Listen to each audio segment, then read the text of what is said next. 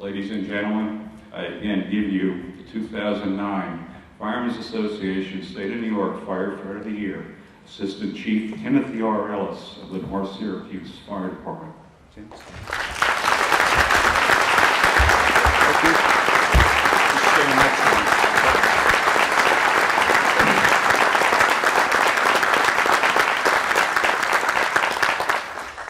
As Tim stands next to me, I'll read off the events of July 9th, 2008, as submitted by Chief Mark Hogan of the North Syracuse Fire Department.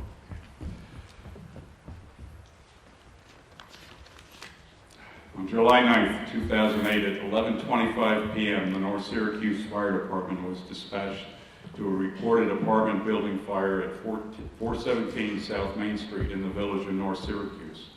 Also dispatched on the alarm assignment was Mattydale Fire Department Rescue 1 as the rapid intervention team. Upon arrival of North Syracuse Assistant Chief Timothy Ellis at 11:27 p.m., he reported a multi-story apartment fire building with smoke and fire showing and signaled a working fire. Additional mutual aid fire departments were requested. Assistant Chief Ellis was met by police and bystanders who advised him that the other neighbors were all out except one person who was trapped on the top floor at the west side window. Assistant Chief Ellis finished donning his turnout gear and air pack and continued a size up of the building. He confirmed that a victim was at a small open window and was attempting to stick his head outside to breathe. Heavy smoke was pushing from around the victim through the window of the apartment on the second floor. This apartment was situated directly above the first floor apartment, which was on fire. The fire was now pushing out the rear windows of this apartment and was also beginning to extend into the second floor apartment. Assistant Chief Ellis reported these observations to the other responding chiefs and asked for a ladder to be raised to attempt a victim rescue from the outside. At this point, no other units had arrived on the scene, and given the advancing fire and confirmed victim at the window, Assistant Chief Ellis entered the building without the protection of a hose line to locate and rescue the victim. Ellis encountered intense heat, smoke, and fire at the door to the fire apartment, closing this door to slow the fire progression into the hallway. Chief Ellis continued to make his way to the second floor, entering the victim's apartment to begin his search. While in this apartment, Ellis was met with extreme heat, dense smoke, and almost no visibility, but was able to see the orange glow of the fire extending up into this apartment from below. While Ellis was conducting his search of the apartment, other chiefs and fire apparatus were now on the scene. During the search, conditions within continued to rapidly deteriorate, and Assistant Chief Ellis became disorientated during the search. With the rapid changing conditions and fire extending into the victim's apartment, his disorientation, and still having not located the victim, he radioed for a mayday. Command confirmed this message and relayed the mayday to crews on the scene, who were entering the building with multiple hose lines. Additional alarm assignments were sent to the scene to help in addressing the victim, and now the mayday. Assistant Chief Ellis regained his orientation and direction and continued his search for the victim. He located the victim in the bedroom, finding him unconscious and wedged between the bed and the wall. He assessed the room and found that the window was unusually small and high off the floor, and the victim was rather large. A window rescue at this point would prove to be lengthy in evolution, and with fire extending into the victim's apartment, he made the decision to remove the victim via the interior stairway. As Ellis dislodged the victim and made his way back through the apartment, dragging the unconscious victim, he was met by the crew from North Syracuse Engine 8, who gave Ellis assistance in removing the victim from the apartment. Command was advised the victim, as well as Assistant Chief Ellis, were all located and now coming out of the building. The time was now about 11:37 p.m. At this time, fire containment efforts were being undertaken in Apartment 1 and Apartment 3. The victim was removed via the interior stairway and taken outside, where he was turned over to ambulance personnel for resuscitation efforts. Within the hour of the victim being removed from the fire, he was breathing on his own and undergoing treatment at University Hospital. The victim, Michael Largy, 49 years old, subsequently released from the hospital about 1 day later. as a result of the unselfish act of courage and bravery at extreme personal risk exhibited by Assistant Chief Timothy Ellis, he was able to take swift actions to remove a trapped fire victim and save a life. His failure to delay in taking these actions would have led to much more tragic outcome.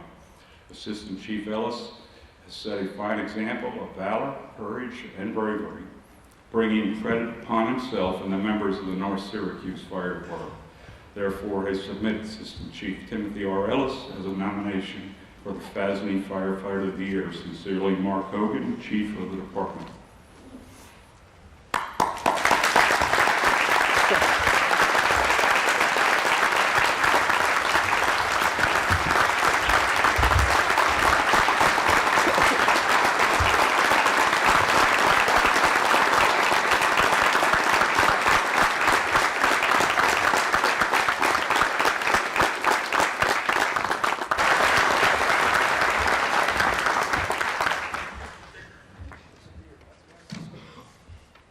Real funny.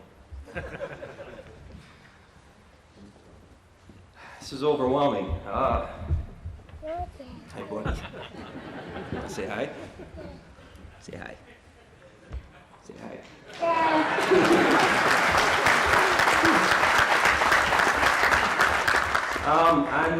I'm deeply honored to receive such a prestigious award.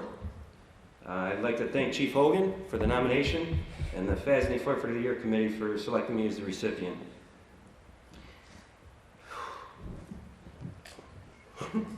As firefighters, we share a special bond. That bond sets the foundation for everything we do. Our firehouses become our second homes, and in every home there's a family. And that's what we have here. As a family, we work towards a common goal, and that goal is to save lives and property while providing the best possible service to our communities. As firefighters, we celebrate the beauty of life, and we mourn the tragedy of death together.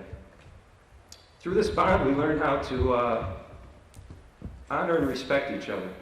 We become a team, and like any team, we spend hours, days, weeks, and months practicing and preparing for what might be next. On July 9, 2008, the North Syracuse Fire Department was faced with a challenging fire.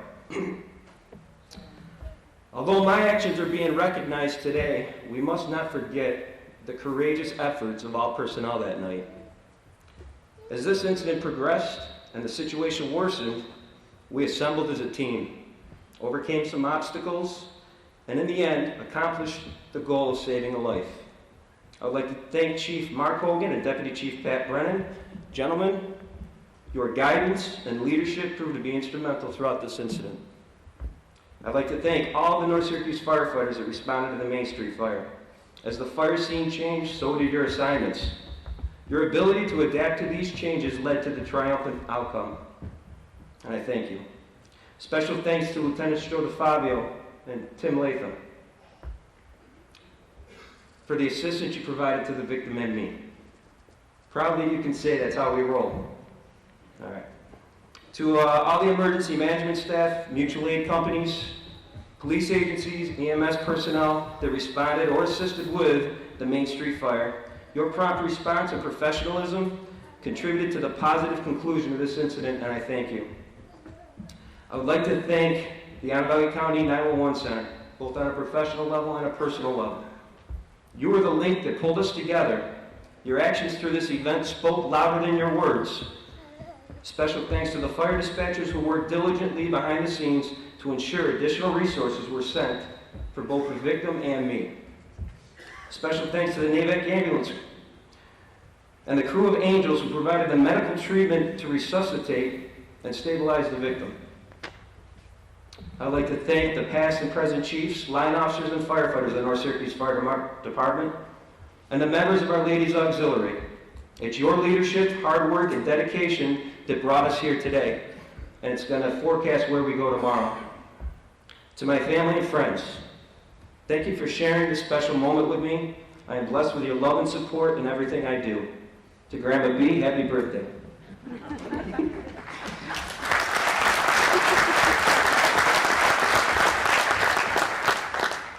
To my wife, Karen, and my son, Nathan, God made us a family, and I'm forever thankful.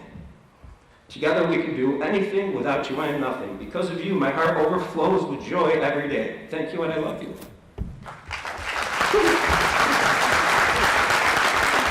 is harder than the night of the fire. In closing, I just want to say this award represents each and every one of you. It's about who you are and what you do. Take care of each other and stay safe. Thank you again. God bless.